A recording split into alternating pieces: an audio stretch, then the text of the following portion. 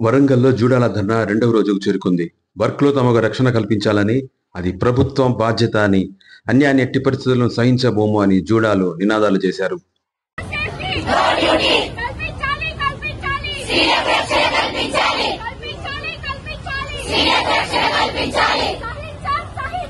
అన్యాయం